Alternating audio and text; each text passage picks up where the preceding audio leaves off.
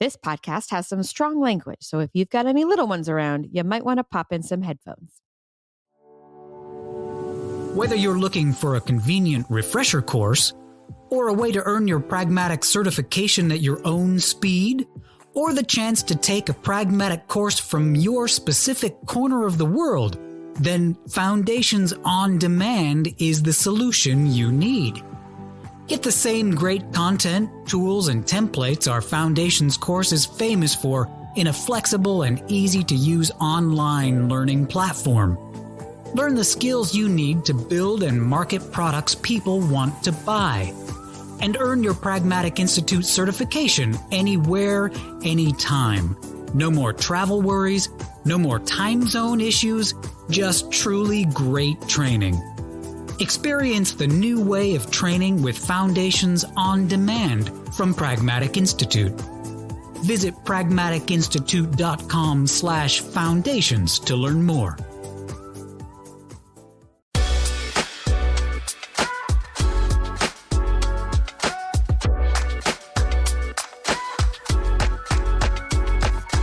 Hello, and welcome to the Pragmatic Product Chat series, where we tackle the biggest challenges facing today's product management, product marketing, and other market and data-driven professionals with some of the best minds in the industry. I am Rebecca Kalogeris, Vice President of Marketing and Product Strategy at Pragmatic Institute, and your host for this episode. And today we are very, very lucky to be joined by Matt LeMay. He is a product leader, keynote speaker, author of a couple different books, partner at Sun Campus, and someone I think who really understands and is passionate about product management and all of its messy realities. And today we are going to dig in specifically to why hiring product managers is broken and how we can fix it. So welcome, Matt. Thank you so much for having me, Rebecca. Very happy to be here. Excellent. All right, Matt. For those who are not familiar with you, who maybe haven't had the opportunity to hear you speak, give everybody just a little bit of background. How did you get here and to be such a big proponent and champion of product? Sure. So I got here by accident and I stayed here on purpose. Excellent. I got into product about 13 years ago with a developer relations role. It was technically an API evangelist role at a startup in New York. At a certain point, I was offered to come on full-time. That had been a contract position. I did a Google search for a job in tech, bad at code, good pay, and read about being a product manager and said, great, I'd like to be a product manager. So my manager at the time said, sure, I don't care. And I became a product manager and I did all the reading. I read all the extant materials about being the CEO of the product and all the different frameworks and delivery and discovery. And I showed up to work my first day as a product manager and realized that none of those frameworks were in place. I had no power or authority over anything. And I felt like I was constantly running around, putting out fires, having conversations. I felt like a facilitator, not a visionary. And I felt that because of that, I was probably just terrible at this job. Until I started working with other product managers and found that people who took that more facilitative, thoughtful, empathetic, supportive approach were the ones I really liked to work with. And the visionaries who rolled in doing Steve Jobs cosplay were the ones I did not like to work with. Additionally, were not terribly effective at actually delivering results for the business. So I became passionate about sharing my experience, in part because I wanted to feel better about myself, and in part because I wanted to shout out the type of product management that I believe to be more effective in the real world, which, handily enough, is, in my opinion, product management that accepts the realities of the real world rather than trying to impose idealistic frameworks and absolute ways of working on a role and a world where absolutes rarely hold water. Yeah. And I think, it's interesting. Obviously, we have a framework and we're passionate about the framework. One of the reasons we call it a framework, though, is because it is a scaffolding of which you adjust and build to your organization. It is not like a concrete plan, as much as people sometimes would like us to say, but like, what should we do here? It's like, man, there are so many realities of your organization that needs to be reflected in how you do that. But well, I think perhaps your hiring story into product management is extreme, Matt, in terms of, I want this one, let's do it. I'm not entirely sure that the processes that exist in most companies are a whole lot more, effectual. And I certainly don't know that they often give us the right people. So let's dig into that. Talk about what we're doing today to hire product managers and why it's broken. It sucks. Sure. So I think I'm going to start with the positive case, actually. I'm Oh, going good. to share a Like story it. about a friend of mine who's really good at hiring product managers. There's a guy named Josh Wexler who worked at a ton of companies in New York, good friend of mine. I asked him, like, seem to hire good people. What's your trick? And he was like, there's no trick. I just talk to the team and figure out what they need. So I don't just send a bunch of engineers into a meeting and say, talk to this person and see what you think about them. We actually do the work of figuring out, okay, what does this particular team need at Mm, this particular time? What's going to challenge this team in a positive way? What's going to help this team achieve its goals? Do we really understand what this team's goals are well enough? Or is that something we need help with? And I think that context first approach, really saying who, not even who, but like what is the shape of expertise or role or style that we need here in this particular organization, on this particular team, in this particular role, at this particular moment, is a question that a lot of companies don't ask, and I think don't feel confident mm, asking. And instead they say, well, what makes a good product manager? Well, first of all, if somebody's worked at one of these big tech companies, they must be a good product manager. right. Anybody who has Google or any of the FANG companies on their resume has to be a great product manager, because surely they wouldn't have been hired to those companies if they weren't great. Not saying, the question I then generally ask as a follow up is like, well, then why wouldn't they just go work for that company rather than go work for you? Right. Surely your company is different from those other companies. Otherwise, you would not be ever hiring anybody. They would just go work for those companies instead. Or you'd just be getting the runoff from those companies, which is presumably not what you want, but I think something that many companies are very, very happy with. Like, oh yeah, no, we're happy to get the second tier folks who just couldn't hack it at a Google or a Facebook, Right.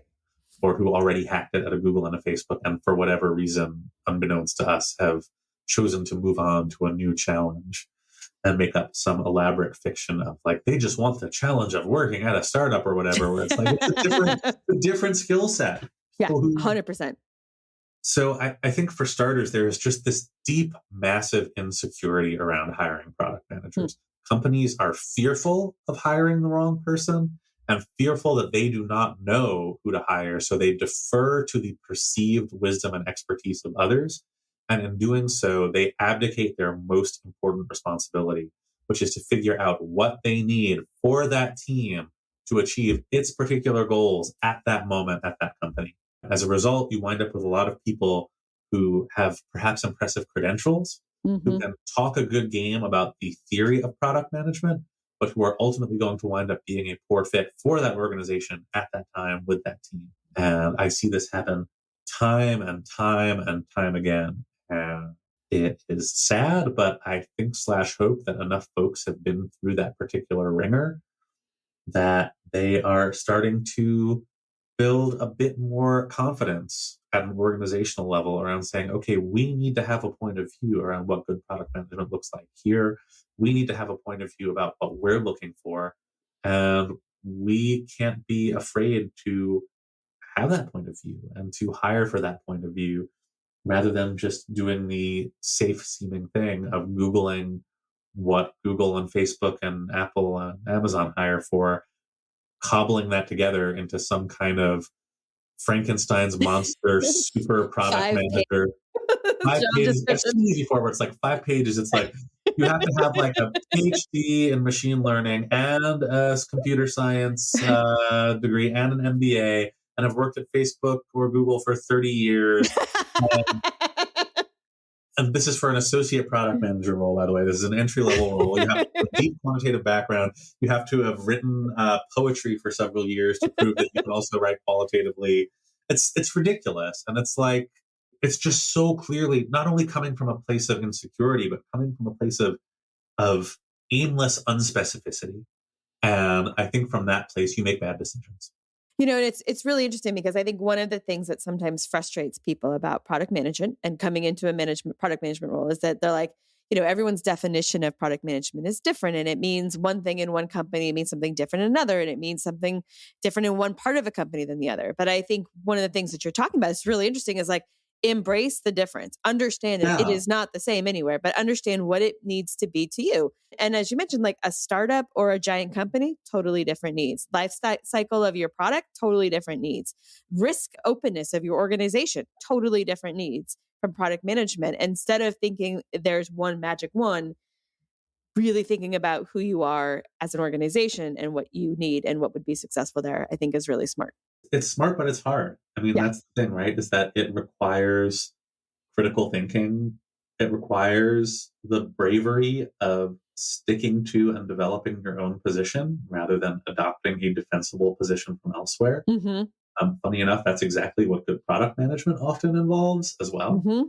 So I also think that by running through these types of exercises and really asking specifically, what do we need in context? What does a good product manager look like in context? Are we brave enough to have a point of view and stick to that point of view? We are also building a culture of good product management Mm-hmm. because that is also what I expect a good product manager. Yep. Yeah. Well, and like you said, they always say that nobody gets fired for picking IBM. To your point earlier, nobody gets fired for hiring a Google PM, but maybe they should, right? Like maybe you really should think. One of the things I think is always hard and I would be interested in how your friend does it too, is like, so I need to think about my context and what we need here and what would be successful here. How do we do that in a way that's not sort of just believing our own fairy tale? Right? Or how do we make that? What are the tough questions we should ask ourselves in order to get an honest answer of what we need and what would work here? Yeah, it's interesting. When I've had that conversation with folks, I found that oftentimes people are pretty clear about what they think they need. Hmm. You're basically conducting user research on your own team a Yep. little bit. Yep. So, folks will often be like, yeah, I need someone to get me unblocked and to help solve problems for me and blah, blah, blah. Where it gets tricky is the realm of invisible evidence. Again, good product managers often help teams recognize things that are missing that they don't know are missing. So I found it really helpful in organizations that already have some product managers to like ask them to look across the team or even like spend a few weeks shadowing that team and understanding what's needed. So I think there's a kind of dance that happens. And again, as there is no one correct approach to product management, there is no one correct approach to identifying your needs around product management. But I think that generally speaking, the challenge is to put more time and effort and thought into it than is currently being put into it. I've seen organizations, I've certainly been guilty of this when I've worked at companies where it's like, oh, go interview this person. I'm like, who are they? What are they applying? Like, oh, they're a product manager. And I'm like, all right, I'll just ask them generic product manager questions. And it's like the amount of time of everybody's time that you've wasted in the wrong part of this process, just throwing people at this person to interview them, which also means that you have so many biases coming into play. You have so much of the like, does this person look and talk like quote unquote what I think a good product manager looks and talks like? You're spending time in the wrong place because it feels like the easy place to spend time rather than spending that time up front to really work with the team to get a sense of like, what do we want? What are we open to? I've been that product manager who comes into a team and is like, we need to work on goals. And the team's like, no, we don't. We know what we're doing. Who are you? Why are you talking to us about this? And I'm like, well, when I interviewed and I said I was going to do this, people seemed fine with it. But it sounds like this conversation hasn't happened with the team. I see this happening a lot with product ops people in particular now, where product ops people are hired and good product ops people are like, let's get in there. Let's really focus on like getting outcomes and outputs connected. Let's, focus the team on what matters. And the product manager's like, I thought you were just here to like, manage my Jira tickets and create the and make my life easier. I didn't think you were going to be actually digging into the challenging stuff. So no, you were going to move my cheese, right? Exactly. I thought you were going to prepare my cheese on a platter, yes. but not move it. So I think, again, putting that time and effort up front to really define what that looks like for the team, to have some of those tough conversations. Where do we need to stretch? What are things we might not know yet? What are the questions we have? it's really important to have those conversations, not just to hire the right person, but to set that person up for success. I was going to say, I mean, it seems like if you do that work up front, not only are you finding the right person, but the onboarding and the speed to value and speed to Exactly. enjoyment on both sides is sped up considerably.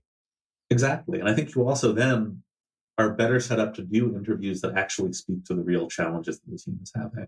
I am not a big fan of abstract exercises that end in a presentation for product managers because, frankly, product managers can be really good at giving presentations and really bad at doing product management. Mm-hmm. And Yes. anything we do in the world that conflates product management with giving presentations makes product management less effective. As a product manager, your success or failure is realized through the efforts of your team. It is the software your team builds that delivers value for the business, not the beautiful presentations you create.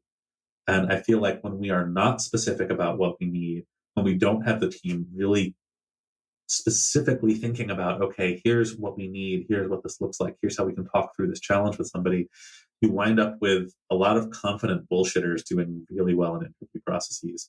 And I've said this before, I'll say it again. Confident bullshitters often do the best in product management interviews and are the most damaging to product teams. Absolutely.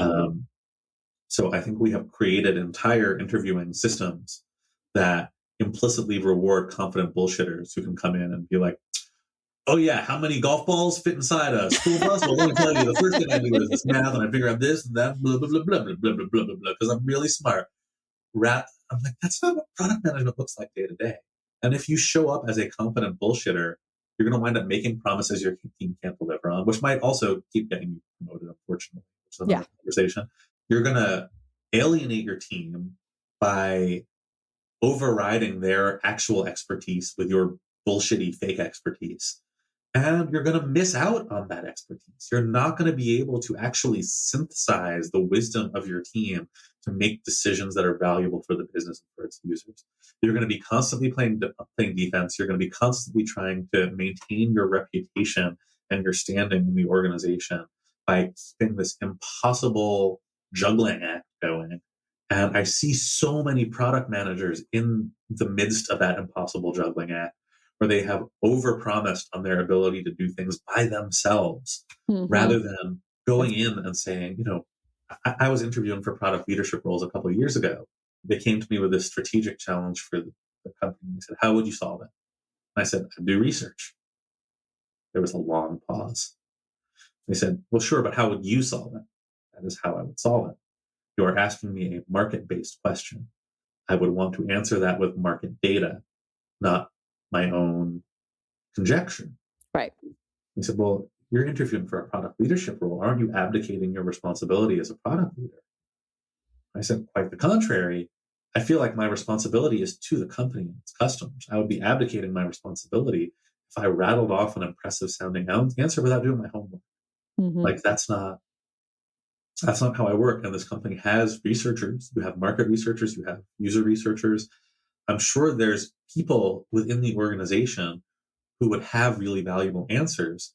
And I would start by talking to them before I start planting the seeds of my own answer, knowing that the way organizational hierarchies work, if I start spouting off my own answer, people are going to go out and try to justify my answer rather than coming to me with what the actual market-based truth of the situation is, which is part of why I think you see so many organizations going down a path which could quite quickly be invalidated by even the most perfunctory market research. Yeah. So, I think there's just this sense that people want somebody who, again, has that product sense, who's going to walk in and their magical product spidey senses will tell them exactly what to do. But that's not how markets work. Markets are surprising. People are surprising. Things change. When I've interviewed product managers, I always look for folks who can accept new information. The one trick I almost always do when I'm talking through challenges with product managers, and I'm not going to be the person who's like, well, I'm not going to tell you about what we're actually trying to solve. Of course I'm going to talk about what we're actually trying to solve, because it's what we're actually trying to solve. Let's talk about this like people trying to solve this actual problem would talk about it. Let's get as close to recreating the texture of solving this problem with these people and this organization as we can now, because spoiler alert, that's what your job is going to be. Right, yeah. I always see how they react to challenges. The number one thing I'm paying attention to is if they say, oh, we could try this. And I'm like, well, even if we do it as a hypothetical, let's say we learn this and that doesn't work. Do they run with it or do they fight it? Do they get defensive or do they stay curious? And the people who get defensive are disqualified immediately. If you get defensive, if you are trying to defend your idea or defend your approach against evidence, then you are going to be a bad product manager. If you are going to dig in and get more curious and say, all right, awesome, where does that data come from? Like, let's find out more. Like, oh, that's really interesting. Okay, yeah, I was wrong about that. This is the thing. Like, if you can stay curious and dig deeper, even when your first instinct is being invalidated, then you are probably going to be a good product manager. If your first impulse is to dig in deeper in a bad way, dig your heels in and say, no. Well, I don't. If you are leaving critical real world data off the table to protect your own ego, you are going to do harm in this role. And I do not want you in this role. Yeah, no, 100%, right? I mean, that is the fundamental role of product. And to your point, well, people, especially if they've been there for a while, you're going to have good instincts. That's not a bad thing. But I'm not hiring you for your instincts, and your instincts are dangerous if you are attached to them, right? Exactly. If it gives you a hypothesis to test, great. If it is, the leading truth from then until someone proves you wrong, no. There's a degree of difference there that's quite strong. Exactly. And frankly, I think a lot of people who haven't worked in or with product managers just don't know how to look for that. Unless you've had this conversation with people who are experienced working in product, I think it's human nature for somebody who comes to you with a confident, definitive answer to be the person who makes you feel good, right?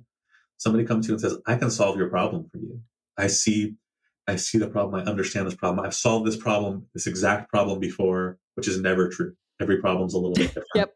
I can't tell you how many frustrating interviews I've had as a candidate where it's like, well, you haven't done this exact thing before. And I'm like, nobody has done this exact thing before. That's not how this works. And I think that sometimes comes off as a defensive answer when it is an authentic answer. But, again, I think people are just so afraid and so fear and insecurity driven when it comes to hiring product managers that they want somebody who's just going to say, done this exact thing before, know exactly what to do, just set me up and you won't have to think about this again. Right. Which is, We'll again, be making money tomorrow. Exactly. Not how it works. Not how it works. But, your example of when you were being interviewed for a product leadership role, I think is also indicative of a thing we see. And I've seen it in my own career where, one of my product managers is out and they give a different exec an answer and the exec's like, nah, that's that. They didn't really know. They come to me and they're like, your guy doesn't know what's the answer. I'm like, well, my guy doesn't know because we've got research to do. Right. But there's not just in the hiring place where sometimes the expectation is for us to be, just answer givers and movers, but in the whole expectation within the organization of all of our working product managers. And so that's the guy you should go to for the answer and the solution only. And we're not like, that's where the person you should talk to about kind of the market information and the context. We're setting them up, I think, for that same sort of trick, right? Where like they're supposed to have all the answers and always be ready to present versus really reinforcing that their value is in that research and market understanding that they bring. Absolutely. And I think that's part of, it becomes a self-fulfilling prophecy at a certain point, right? Where if you hire people who have a certain approach, they carry forward that approach. They hire more people who have that approach, and it just goes on and on and on. So I think there is a lot of work to do to unwind some of these issues within organizations. And I think that starts by really defining, like, what does success look like for a product manager at this organization? Is it the ability to do a compelling presentation? Is it the ability to say, look at all the stuff we're shipping? Is it the ability to define and deliver against outputs? Is it the ability to define outputs and use those define outcomes rather, and track progress against those outcomes? I always get output and outcomes mixed up when I'm saying them, which is unfortunate. But, to me, I always tell product managers I work with, because I think there is a fear of outcome-based accountability because most important outcomes are outside of your control. Right. There's some gray space between you and the outcome. Exactly. What I always tell product managers, like, look, I don't expect you to hit the number by magic. I expect you to tell me, like, what you're measuring and why, how we're doing towards it, why you think that is, and what the plan is. Like, if you can tell me that, then you're doing your job. But those whys are really important. And if you can't speak to the why, all the numbers are going up and to the right and you have no idea why that is, that's going to make me nervous. I am not going to be happy about that. because that puts us in a very vulnerable position. And as I learned in my own product career, you might also find out that your analytics tool is broken Oh, and all the numbers have actually been going in the wrong direction as you no. suspected they would.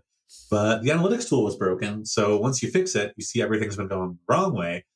And when your boss says, wait, why do we think they were going the right way? And you say, well, the analytics tool said they were. And that was cool. And it made me feel good. So I didn't think about it anymore. That is not a great conversation. Still wakes you up in the middle of the night, but no problem. It turns out that's not a very fun conversation. Shocking. One of the things that you touched on in there, and one of the things that you and I had talked about before that I really liked is often when we're hiring for a new product manager or something, we spend time like clarifying the role. And Uh-huh. you talked a little bit how like, well, that's nice and all, but what you really need to clarify is the goal. And I Yeah. think that little switch is super powerful. So if you can just talk a little bit more about that, I think it really helped crystallize to me where we needed to focus. Yeah. So I'll tell you the moment when this snapped into place for me. I had been invited to help a team clarify its decision rights. So this was a cross-functional leadership team that had a product manager, a designer, an engineer. And they said, we don't know who has decision rights over what things, like who gets to decide when something's done, who gets to decide what we're building. We need decision rights as a function of role clarity. And I said, sure, I like facilitating things. Let's have a conversation. And we had this conversation and something just seemed off to me. Like we kind of were talking in circles and it felt very abstract. So we got something together, but I met with the team the next week and I was like, look, I don't feel great about this. Can we just hit reset for a second? Like, what's the last decision this team actually made? And everyone had a really hard time thinking about it. Mm. And I was like, well, how do we make decisions? Like, what do we know what a good decision or a bad decision is? And they were like, well, we don't really know. And I started thinking back to the most successful and high-performing cross-functional teams I had worked with. And we didn't really have a lot of role clarity necessarily. We had goal clarity. Like we knew what we were trying to achieve. And everybody pretty naturally fell into their best possible way of contributing to that. You know, the way I think about it is like if you have a dinner party with a recipe and all the ingredients, your friends are going to figure out who does what. Nobody's going to have a debate over who's like certified in potato peeling. Like you're going to do what. But if you invite a ton of people over and say, all right, let's make something for dinner. What should we do? It's going to be a disaster, right? If you don't have a recipe, if you're just like, let's just make a meal, it's going to be really hard to get anywhere. So I think understanding what success looks like for a team and for an organization is the first step from which all other steps flow. If you don't know what success is, you cannot succeed. And it's been interesting to me how often, I've worked with companies that are like, well, we need to hire a ton of product managers. Why? Like, so we can grow. Like, what's your growth plan? Like, what are the targets? What are you actually trying to achieve? How will product managers help you achieve that? And eventually like, well, we don't know, but our investors said we should hire a bunch of product managers. Like, that's not a goal. That's not a real thing. But Like, I do that is wish not investors would say that more often. So I think we do get into this situation where both in terms of a team's success and in terms of the success of an individual we add to the team, we just don't define it. We're just like, oh yeah, like good and numbers go up. And that's fine. And that makes it impossible. And in a lot of cases, I would argue that what ends up happening then is in that vacuum of goal clarity, people make their own goals, which for product managers might be giving a lot of presentations, writing a lot of documentation, and doing things that ultimately slow down the team's ability to achieve goals in the name of giving that product manager tangible things that they as an individual can pin their success to. And that is very dangerous. Agree. And it's why individual goals versus the goals of the team. Same thing when we're thinking about who to hire. We're looking at it holistically as what does this team need, I think is so important. Exactly. Yeah. I mean, I've worked with a lot of companies that try to do the whole like cascade all the OKRs and all the directions from individual. And it's like start at the team level. Like start at the team level with what success looks like. And if we can't even get there, then we're certainly not going to be able to cascade it in every direction all at once. Right. It work. sounds wonderful. I mean, it sounds like it's an amazing fountain piece, but like you often just get lost. You like the goals get lost in the metrics a little bit, right? What we're really trying to accomplish, the outcomes, right? Yep. Okay. I was also thinking about this as we talked all about hiring different people and really focusing on understanding the context and the goals. Do you have some examples of how you've pivoted or your sort of hiring process based on the type of product manager you're looking for, right? Yeah, so it's interesting because this kind of ties into this broader conversation about specialization, right? Hmm. Because we also now have like growth product managers Yeah. and technical I have such mixed feelings about this because here I've been advocating for specificity, but I also think that we generalize that specificity at great risk, which is to say, I don't know if product managers fall into the same 3 or 4 categories Hmm. that are applicable across all organizations. I worked with a company a while ago where a really talented growth product manager was up for promotion. Somebody on the evaluation committee said, well, they've only been a growth product manager. Can we really promote them to a regular product manager role? And Jeez. I'm like, you just made these things up and they're already being weaponized, Yeah. which concerns me. So I think I sometimes think too with the title specificity, sorry, that like then someone who's a technical program manager, it doesn't mean they don't care about growth. Like just be really exactly. clear. You have to care about all these things. It's sort of like amount of focus and proportions, right? Another way Yeah. that, yeah. Yeah. I mean, I think that's the thing is that we need to specialize locally, Hmm. right? We can't specialize globally. I think we really need to get right down to that level of like not what's the type of product manager, like, are they a growth product manager? Are they but like, what do we need this person to be able to do for us? And I think when you talk through that with somebody, you find out whether they're the kind of person who does that in a way that fits for you. It's really hard. Interviewing is so important for all roles, but I think it's so important for product managers because it's very hard in a resume to capture how somebody really approaches solving problems and how they're going to talk through things and how they're going to do things. I obviously have my own sense of like what I look for when I'm hiring product managers and what I think generally makes people better suited to product management work. I have a framework in my book called Core Skills, Communication, Organization, Research, and Execution. I like using that as a springboard, as like a same kind of scaffolding type framework to be like, which of these, if we were to stack rank these, Hmm. which of Hmm. these is the most important one we're hiring for right now? I think a lot of kind of product management skill canvases are way too complicated and also are very based in activities, not in skills. Like to me, road mapping is not a skill. Hmm. Story writing isn't really a skill. It's an activity. Communication is a skill. Research is a skill.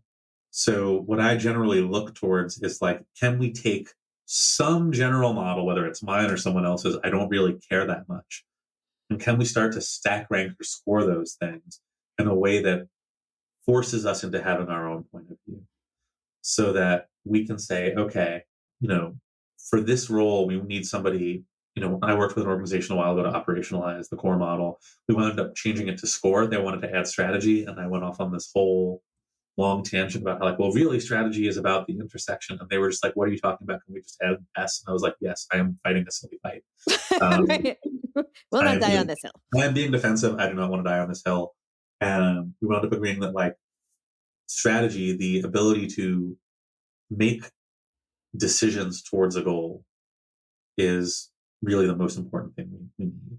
After that, we need somebody who is able to execute, is able to like get their team working.